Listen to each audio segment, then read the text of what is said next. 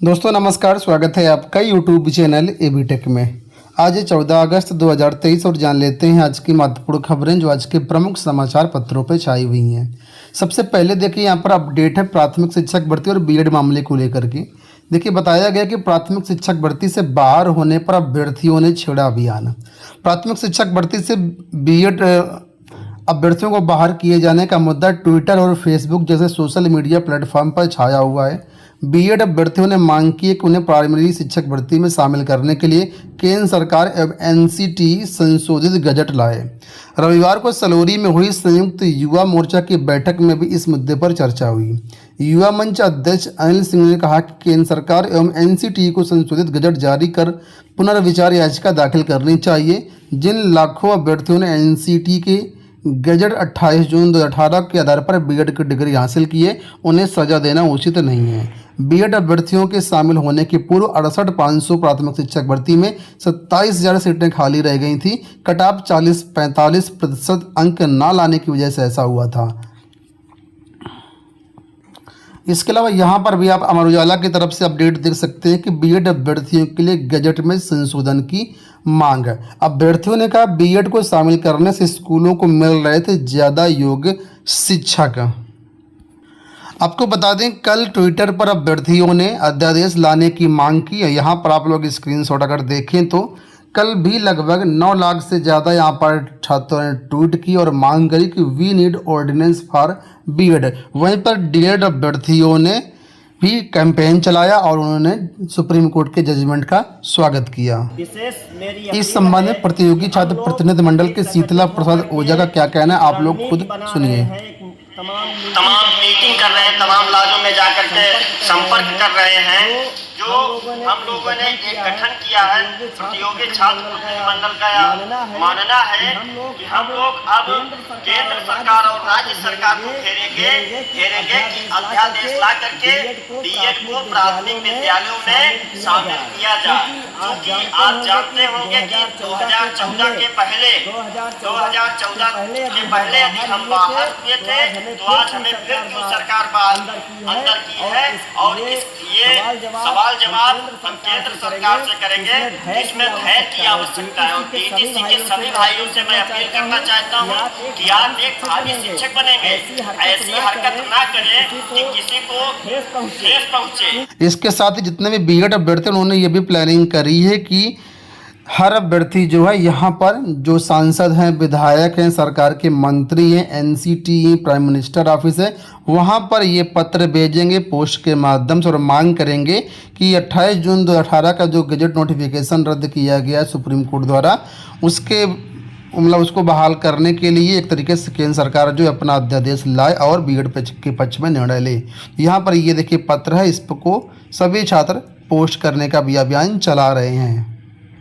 चलिए बात कर लेते हैं लोक सेवा आयोग को लेकर के। तो यहाँ पर देखिए अपडेट है कि लगभग 40% छात्रों ने दी प्राविधिक शिक्षा सेवा परीक्षा और आधे से ज़्यादा छात्रों ने यहाँ पर परीक्षा छोड़ दी। लगभग 60% छात्रों ने परीक्षा छोड़ दी है। परीक्षा के लिए प्रयागराज लखनऊ में 12 केंद्र बनाए गए थे। ये परीक्षा 2 पालियों में करवाई गई थी। तो प्राविधिक शिक्षा अध्यापन सेवा परीक्षा के अंतर्गत chemical engineering, dairy engineering, auto engineering में प्रवक्ता के 19 पदों पर और पुस्तकालय अध्यक्ष के 1 पद पर भर्ती होने इसके लिए परीक्षा जो है करवाई गई। इसका नोटिफिकेशन 2021 में जारी किया गया था। 5,302 अभ्यर्थियों ने यहाँ पर बताया आवेदन किया, जिसके सापेक्ष में 2,723 अभ्यर्थियों ने यहाँ पर परीक्षा दी। तो जो उपस्थिति है काफ़ी कम पाई गई है। चलिए बढ़ते हैं हम लोग अगली अपडेट की तरफ। यहाँ पर देखो अपडेट है कि सीएपीएफ में एसआई भर्ती को आवेदन कल तक है। सीएपीएफ में सब इंस्पेक्टर के 1876 पदों पर भर्ती के लिए ऑनलाइन आवेदन 15 अगस्त तक किया जा सकता है। कर्मचारी चयन आयोग की वेबसाइट पर ऑनलाइन आवेदन हो रहा है। आवेदन के लिए अब 2 दिन ही शेष हैं। आवेदन करने के बाद 16 और 17 अगस्त को उसमें संशोधन किया जा सकता है। इसकी ऑनलाइन परीक्षा अक्टूबर में कराई जाएगी। जो भी अभ्यर्थी इंटरेस्टेड हैं इन भर्तियों के लिए आवेदन कर सकते हैं। यहाँ पर देखिए अपडेट है असिस्टेंट प्रोफेसर भर्ती को लेकर के। 18 पदों की भर्ती। यूपीएचईएससी ने 36 अभ्यर्थियों का किया चयन। अशासकीय सहायता प्राप्त महाविद्यालयों के लिए उच्चतर शिक्षा सेवा आयोग ने 18 पदों की भर्ती में 36 अभ्यर्थियों का चयन कर दिया है। ये गड़बड़ी परिणाम संशोधित करने से हुई है। इसमें से 18 अभ्यर्थियों को उच्च शिक्षा निदेशालय ने कॉलेजों में तैनाती कर दिया है। बाकी 18 चयनितों को नियुक्ति नहीं मिल रही है। वे हाई कोर्ट गए, हाई कोर्ट से आदेश भी हो गया, लेकिन इनको उच्च शिक्षा निदेशालय से कॉलेज आवंटित नहीं किया जा रहा है। कहा जा रहा है कि रिक्त पद पर भर गए तो इनको कहाँ से तैनाती दें। अफसरों की लापरवाही का मामला उलझ गया है।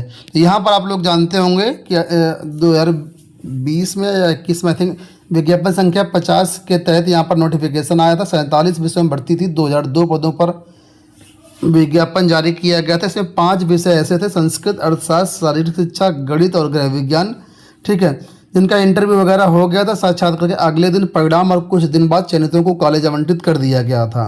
परिणाम आने के बाद फाइनल उत्तर कुंजी जारी की तो अभ्यर्थियों ने गलत मूल्यांकन का आरोप लगाया और हाईकोर्ट में 7 याचिका दायर की गई। हाईकोर्ट से आदेश हुआ है कि इन अभ्यर्थियों को ज्वाइनिंग दीजिए, जबकि आयोग पहले ही 18 अभ्यर्थियों को ज्वाइन करवा चुका है। अब मामला यहाँ पर फंसा कि जो हाईकोर्ट से आए उनको ज्वाइनिंग कहाँ पर दी जाए। लोक सेवा आयोग से इसी हफ्ते जारी होगा स्टाफ नर्स का विज्ञापन। तो लोक सेवा आयोग इसी हफ्ते स्टाफ नर्स का नया विज्ञापन जारी करने जा रहा है। स्टाफ नर्स की नहीं बल्कि दूसरी कई भर्तियां भी इसी हफ्ते शुरू होंगी। आयोग 7 प्रकार के विज्ञापनों के लिए 2648 पदों पर भर्ती की प्रक्रिया शुरू करने की तैयारी में है। तो आज जो विज्ञापन जारी होगा, टाउन प्लानर का विज्ञापन जारी होगा, सहायक नगर नियोजक का, जिसमें पदों की संख्या 24 है।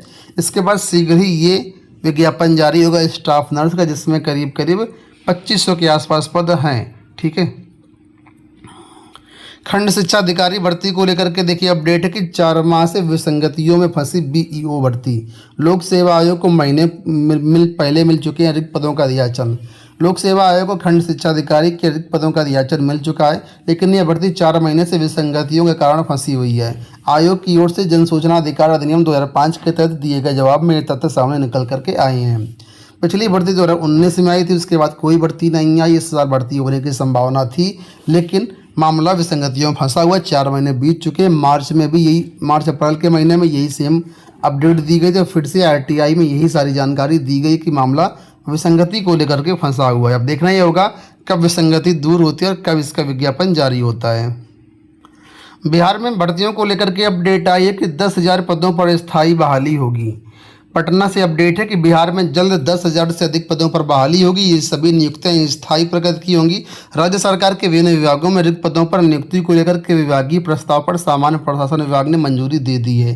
तो किन पदों पर भर्तियां होंगी इसके बारे में जानकारी दी गई कि पंचायत सचिव के लगभग 3,500 पद हैं, राजस्व कर्मचारी के 3500 पद हैं, विशेषज्ञ चिकित्सक के 1,318 पद है। इस तरीके से अन्य कई सारे पद हैं जो कि यहाँ पर आप लोग देख सकते हैं। ठीक है, तो इन पदों पर जो है जल्द भर्तियां होंगी, सरकार का ऐसा कहना है। स्थायी पद रहेंगे। अगर आप इसमें इंटरेस्टेड हैं तो आप लोग इसमें नज़र बनाए रख सकते हैं। साथ में बिहार में हो रही शिक्षक भर्तियों के बारे में कल जानकारी दी गई थी। ट्विटर के माध्यम से यहाँ पर जानकारी निकल के आई थी। आज समाचार पत्रों में भी जानकारी है कि भ्रम में नहीं रहे अभ्यर्थी, तय समय पर होगी परीक्षा। ठीक है, तो वो बीपीएससी अध्यक्ष ने ट्वीट करके जानकारी दी है कि नियुक्ति परीक्षा पर कोई रोक नहीं है। ठीक है, तो यहाँ पर देखिए साफ तौर पर लिखा कि सुप्रीम कोर्ट का निर्णय का बिहार में कोई असर नहीं पड़ेगा, ऐसी जानकारी लिखी है। 24 से 26 अगस्त तक निर्धारित शिक्षक नियुक्ति प्रतियोगी परीक्षा। तो कुल मिलाकर के एक अच्छी बात है कि यहाँ पर शिक्षक भर्तियों में कोई प्रभाव नहीं पड़ेगा, ऐसा यहाँ पर जानकारी दी गई है। फिलहाल आप लोग अपनी परीक्षा दें। परीक्षा में किसी भी प्रकार से कोई रोक नहीं है। जो भी अभ्यर्थी अदर स्टेट से हैं, जो भी टिकट बुक कराए नहीं बुक कराए, आपको जाना है और अपना परीक्षा समय से देना है। वहीं पर बिहार से एक अपडेट और है कि उच्च शिक्षण संस्थानों के खाली पदों को भरने का अभियान तेज। अपर मुख्य सचिव ने रिक्तियों की सूची 30 अगस्त तक मांगी। तो करीब 8,000 पद खाली हैं उच्च शिक्षण संस्थानों। इसमें असिस्टेंट प्रोफेसर और कई सारे पद भी हो सकते हैं।